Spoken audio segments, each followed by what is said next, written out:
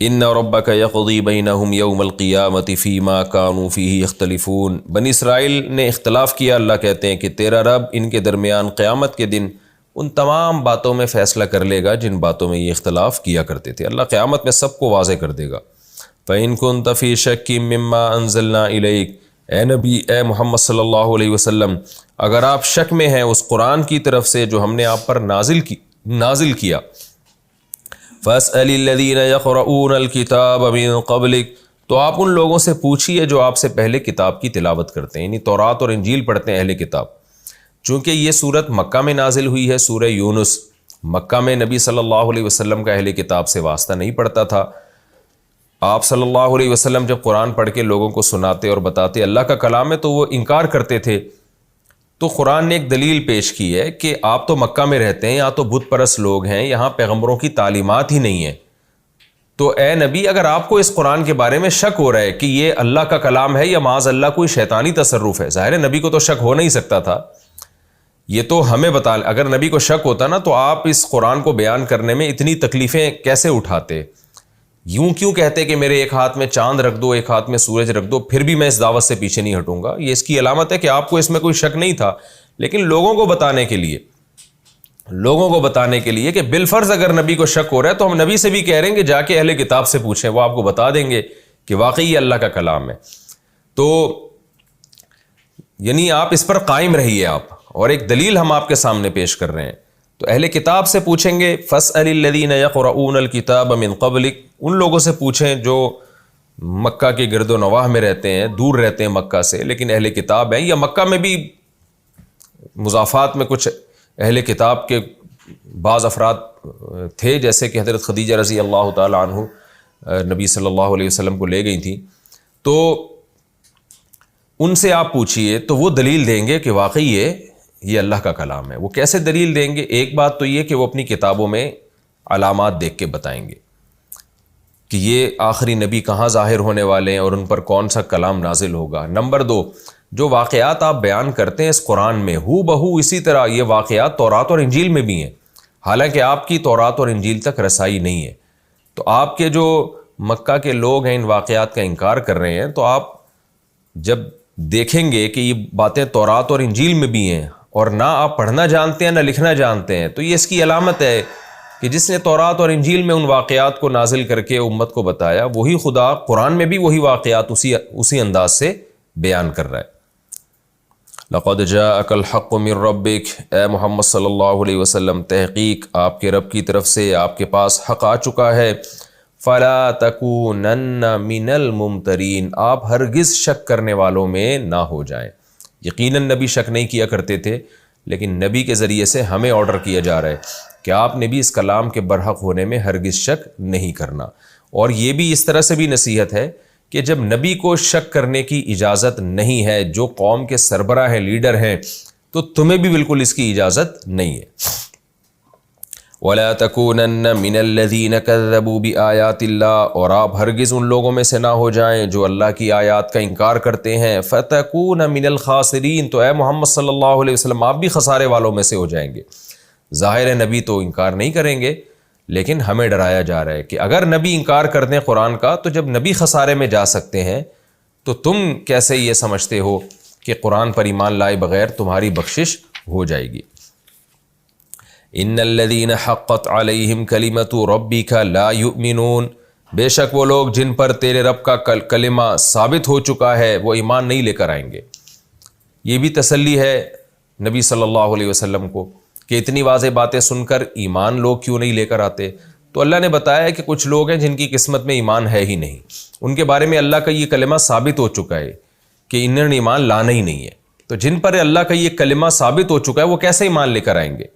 اور ظاہر ہے یہ کون لوگ ہیں جن پر اللہ کا کلمہ ثابت ہو گیا، اس کا آگے آیات میں ذکر آ رہا ہے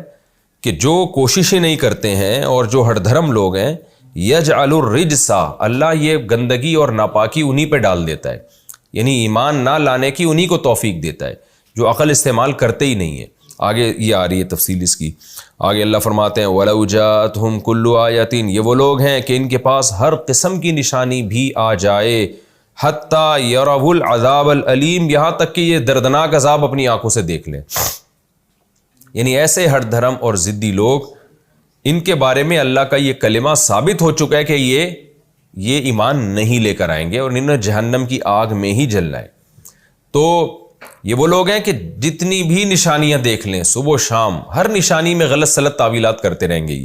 یہاں تک کہ ایک دن آئے گا کہ یہ دردناک عذاب اپنی آنکھوں سے دیکھ لیں گے۔ اور ظاہر ہے جب دردناک عذاب انسان اپنی آنکھوں سے دیکھ لیتا ہے پھر اللہ کا قاعدہ یہ ہے کہ وہ توبہ قبول نہیں ہوتی۔ فلولا كانت قرية آمنت فنفعها ایمانها الا قوم یونس، کیونکہ قرآن نے یہ کہا کہ اپنی آنکھوں سے جب عذاب دیکھ لیں گے تو پھر ایمان لے کر آئیں گے، تو پہلی امتوں میں بھی ایسا ہو چکا ہے کہ جب عذاب اپنی آنکھوں سے دیکھتے تھے تو ایمان لے آتے تھے، تو اللہ نے بتایا کہ ان لوگوں کا ایمان میں نے قبول نہیں کیا، ان کو تباہ و برباد کیا۔ ہاں قوم یونس کے ساتھ ایسا ہوا ہے کہ انہوں نے عذاب کے آثار دیکھے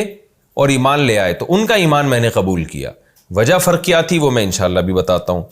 فلولا كانت قرية آمنت، تو ایسا کیوں نہیں ہوا کہ کوئی بستی ایمان لے آتی، فنفعها ایمانها، اور اس کا ایمان اس کو فائدہ پہنچا دیتا، ایسا کیوں نہیں ہوا؟ الا قوم یونس، سوائے یونس کی قوم کے۔ تو وجہ اس کی یہی ہے کہ اللہ تعالیٰ نے اس بستی کو ہلاک کرنے کا ارادہ کر لیا تھا، اس لیے ان کو اس وقت ایمان کی توفیق ملی ہے جب انہوں نے عذاب اپنی آنکھوں سے دیکھا۔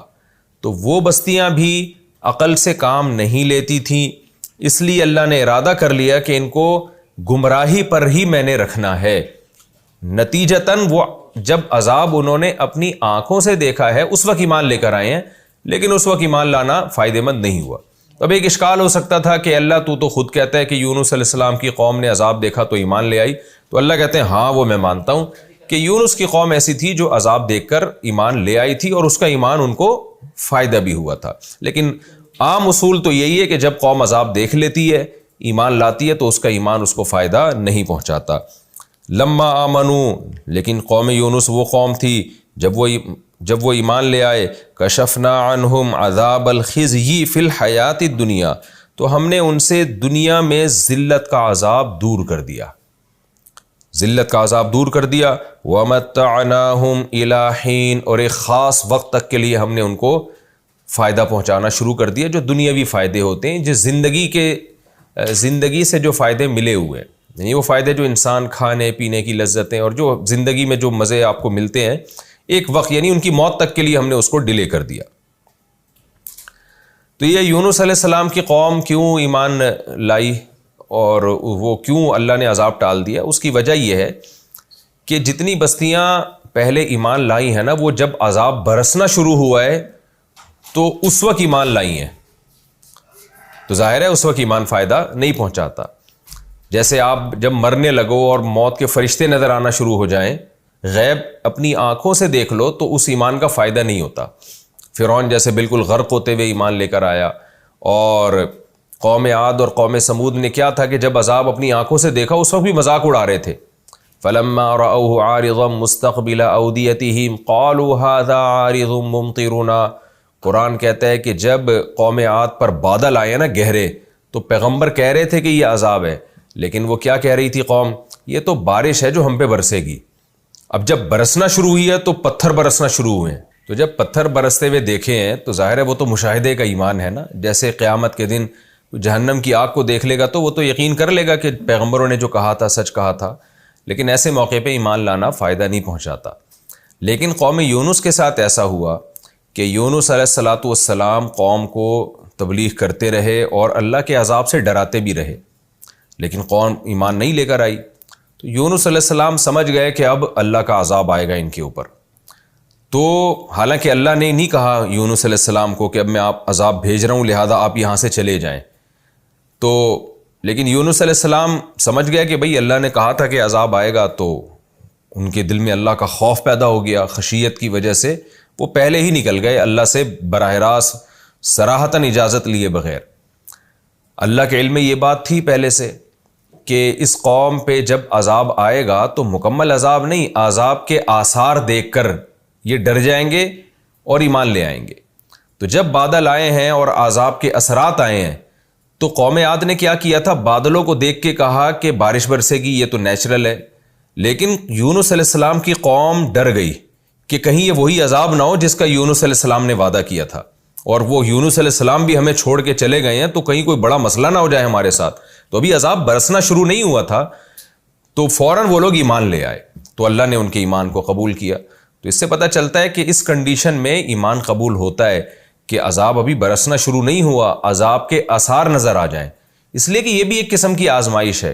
یونس علیہ السلام کی قوم اگر بہت زیادہ ضدی اور ہٹ دھرم ہوتی تو وہ بھی یہی تعویل کر لیتی، بھائی گہرے بادل تو نیچرل ہیں، وہ تو آتے ہیں،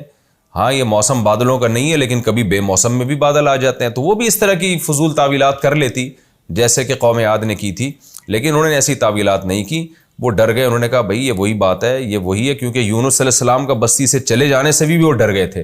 کہ یہ واقعی یونس علیہ السلام تو جو بات کہتے تھے سچ نکلتی تھی، تو یہ واقعی وہی عذاب لگتا ہے جو جس کا یونس علیہ السلام سے اللہ نے وعدہ کیا تھا۔ بڑے گہرے بادل تھے تو وہ ڈر گئے۔ تو اللہ کہتے ہیں کہ صرف ایک یونس کی بستی ایسی تھی جو عذاب کے آثار دیکھ کر ایمان لے آئی۔ یونس علیہ السلام کے علاوہ جو پچھلی بستیاں تھیں عذاب دیکھ کر وہ ایمان نہیں لے کر آئیں، جب تک کہ عذاب کا کوڑا برسنا نہیں شروع ہو گیا، پھر ان کو یقین آیا۔ لیکن ایسی